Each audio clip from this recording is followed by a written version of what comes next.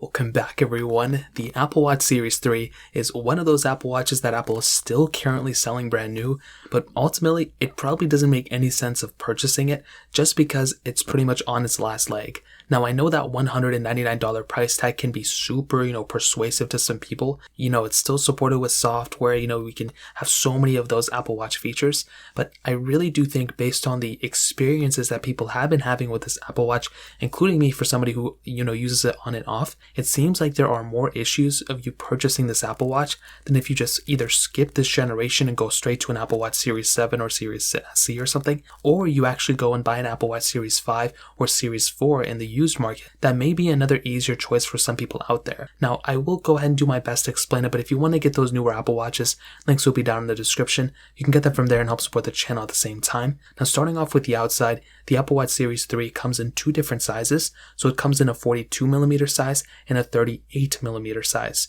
So a little bit of a difference on those sizes, but the starting price is actually $199, which may not seem too bad, but you have to keep in mind that the Apple Watch SE is $279, and that is a much better value per dollar than the Apple Watch Series 3 in my opinion. Now on the front, the display still looks pretty good. There's no always on display or anything, but it's still a visually good looking panel, and I really haven't had too many issues with it without a doubt.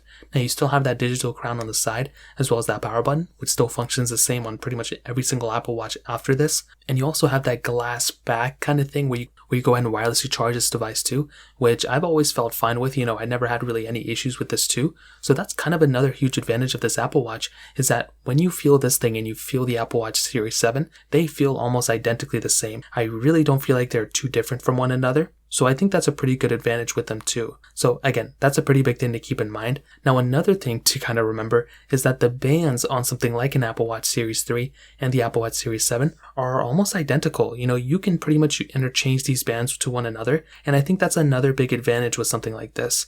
So when you have something like the Apple Watch Series 7, you can pretty much rest assured that you're getting a solid watch, but in terms of the build quality. But there are some other things with this watch that just don't strike me the right way. Now we still have things like the irregular heart rhythm notifications, as well as high and low heart rate notifications too, which is cool. But my thing that I use in an Apple Watch on an everyday basis is pretty much things like seeing text messages, responding to messages every once in a while, but it's mostly seeing how many steps I've had in a day and just checking notifications. That is pretty much the number one thing I look at. How many notifications do I have, and how many notifications can I send, receive, and all that crazy stuff. And honestly, that's all that really matters. I really don't do too much outside of that. And if you're kind of in that same ballpark, maybe something like an Apple Watch Series 3 may be fine for you. So that may be something that you should probably consider, to be honest. Now with something like the Apple Watch Series 4, 5, and SE, they are definitely much faster than this Apple Watch, which is something to keep in mind. From what I'm understanding, because of the storage limitations of the Apple Watch Series 3, people are having some really bad experiences actually updating their software on the Series 3. Some people have also stated that they kind of have to factory reset their device to actually go and update to the next version of watchOS, and that can be a humongous disadvantage and just a huge inconvenience for people to go and update. So in my opinion, just the longevity of this watch, we're already kind of outdated by the time, this video comes out. It's probably not going to get watchOS. It's not going to get the next version of watchOS, which is going to be a disadvantage for some people. But the big thing to keep in mind is, do you really want to factory reset your device every single time you want to update? And do you want to almost be running out of storage? Seems like an issue that the Series 3 is going to be, having ongoing. So I probably wouldn't recommend it in that standpoint. In terms of performance though, it's been a pretty decent performing Apple Watch. It has the S3 inside of it. And as I mentioned before, I think it's a pretty decent performing watch. It's definitely not like one of the worst ones ever.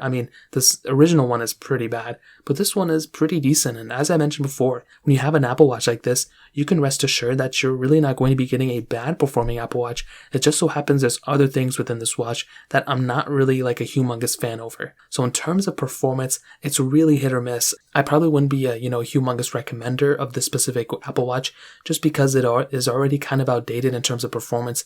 But the bigger issues is the longevity. It's not going to be lasting that much longer. It's already pretty much outdated, and because of that, it doesn't really make too much sense to buy this Apple Watch anymore, if I'm being honest. I think the Apple Watch SE and the Apple Watch Series 4 are definitely better Apple Watches to pick up than this thing.